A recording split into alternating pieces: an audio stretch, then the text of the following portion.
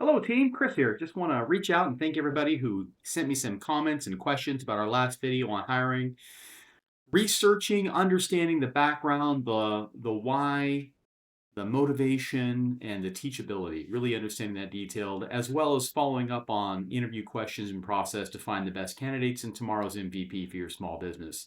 So let's jump right into one of those questions I got from a lot of different people, and it was all around what now, right? We found our candidates. What's that next step? How do we make sure that that person who was super excited to be part of our team on day one and couldn't wait for that day one coming on in, being part of the team, whether it's my local mini mart or a beauty salon, a hardware store, a paint store, or a restaurant, right? Someone's excited to be there. They've gone through the process. We've welcomed them on board. What's the next? What's next? Now what? Well, let's talk about that. That first experience, that first few weeks is your opportunity to lay down that foundation that's going to pay dividends for their entire career. So someone who's going to be here 4, 5, 6 years, 10 years, 20 years, 6 months, whatever that time frame is that you need that person for, you want that to be a positive learning atmosphere and you want them to be excited to carry that same enthusiasm they had day one on day 100. It all starts with the onboarding experience, those initial touch points laying out the education factors of what they're going to be doing, but not only what they're going to be doing, but why they're going to be doing it. And that's the key that a lot of businesses fail at.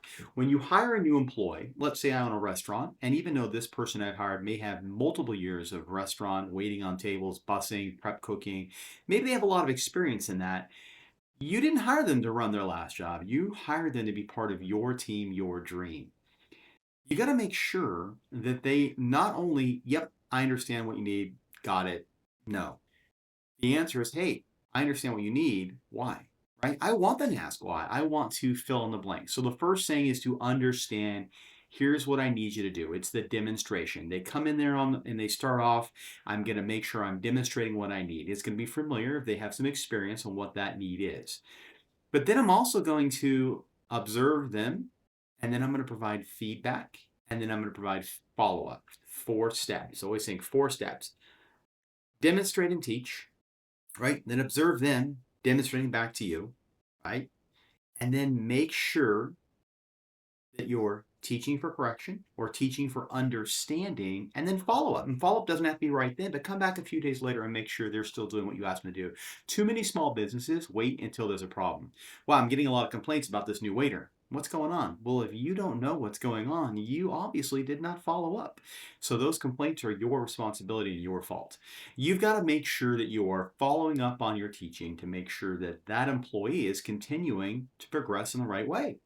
It's not a gotcha. I'm not sneaking around. I'm not James Bond spying on my employees. I'm just making sure they're continuing to develop that skill the way we want them to at our business. So you may have been a waiter at another restaurant A for 10 years, but here's what I do and here's why I need you to do it. And that's key. They need to know the why. Why is it what they do impacts the big picture? Right? A lot of people who are employees don't think about your cost to serve per day. They don't think about how many customers you need and ticket size. They don't think about basket ring size, right? They don't think about the hours you're open and why you're open those hours and your customer shopping patterns. There's a lot of things behind the scenes that you as the owner of this business think about and you dream about and you probably have nightmares about every night. Like, oh my gosh, how many customers did I have? Did I cover my, did I cover my nut? Did I make sure that the treasure chest that I have to make each day in order to continue progressing in our investment. They need to know that too. It's important that your employees know the big picture. They know what their part of that is. How many, hey, we need 200 customers a day. Let's make sure we're pushing the appetizer menu. Why? Well, why? Because that's an upsell. An upsell is how we get those rings forward, right? It's how we get our dollar amount we need each day to be profitable so we can continue. So we can look at raises next year. So we can look at expanding. So we can look at adding things to our menu. So we can look at better hours, right?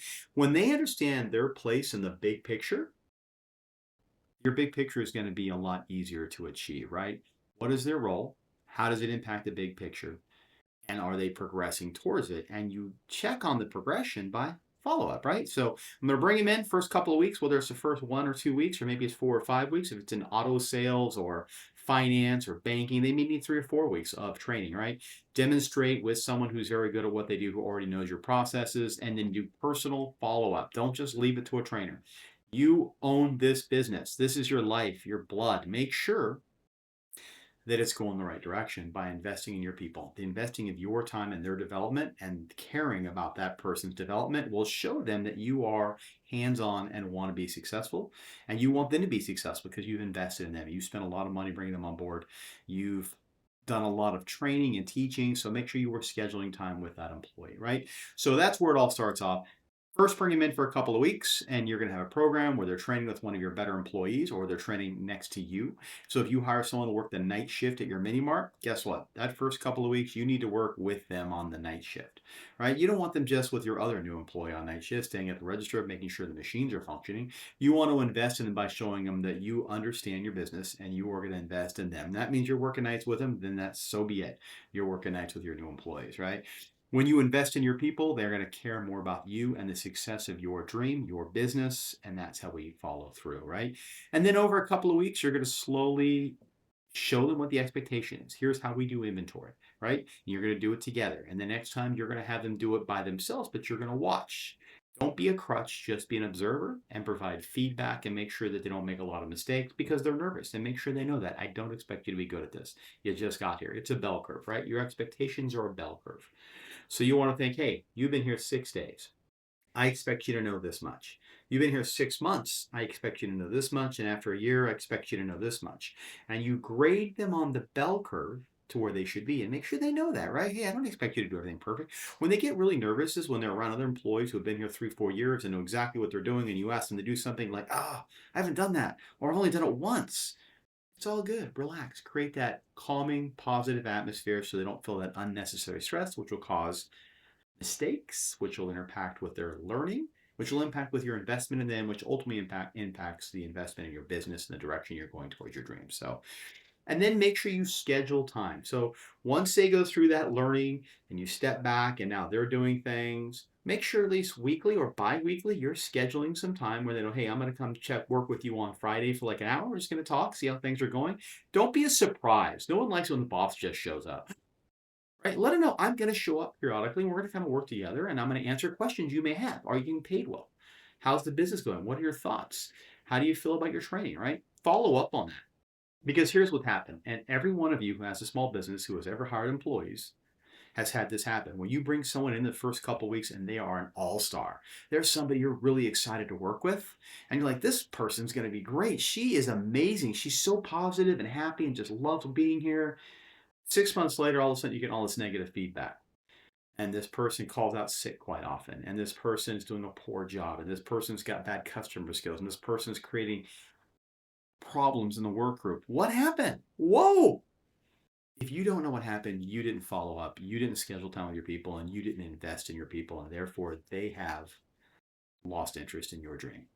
Okay? They feel like if you don't care about me, I don't care about you. It's human nature. Everybody's going to do it. So don't be that boss. If you're wondering why your employees are changing from all stars in the first few weeks to I can't even get them to come in 6 months later, you own it. That's on you.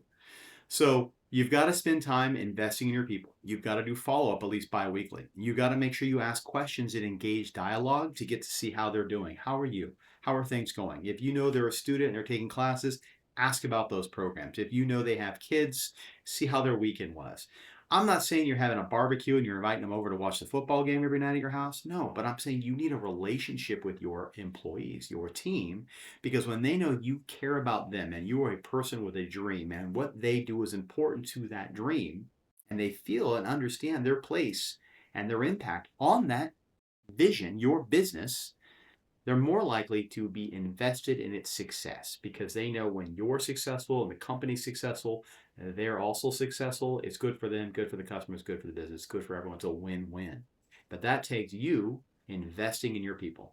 So make sure you're reaching out and communicating. Make sure you're following up. Make sure you're dealing with issues immediately. If somebody's doing something that's bugging you, and you're like, gosh, I got to go talk to Gina because every time she works the register, I'm always off by $30. Don't wait 6 months for that coaching, right? Step in while it's an honest mistake and go, Gina, hey, let's look at your process. Show me what you're doing because we're seeing an error. Tell her up front what's going on. We're noticing an error is developing here. So I want to help you. I'm assuming, give her the assumptions so she knows this is not a witch hunt. I'm not mad, Gina. You're off $30. Start off with just saying, hey, I see it's happening. Let me see if we can go through the process and I can help you because I am confident there's just something simple we're missing here and it's going to be fine. lower the stress level of these meetings and touch points. Make sure they know they're a positive. You come with a positive intent to make things better. Now, I'm not saying every employee is going to be the greatest employee ever. There are going to be times we're going to have corrective action conversations, or we're going to have some specific dialogue. We're going to talk great detail about that in our next video about how do we handle employees who just don't want to be there, and how do we go through that coaching process followed up with that let me help you find a new career choice, right? And sometimes that's going to happen, but it starts with that good foundation, that onboarding experience, positive employees developing skills and moving forward, because you as their boss or their supervisor or the person who hired them is responsible for their development and their success. Therefore, you will have better development and success in your business. So lay down that foundation.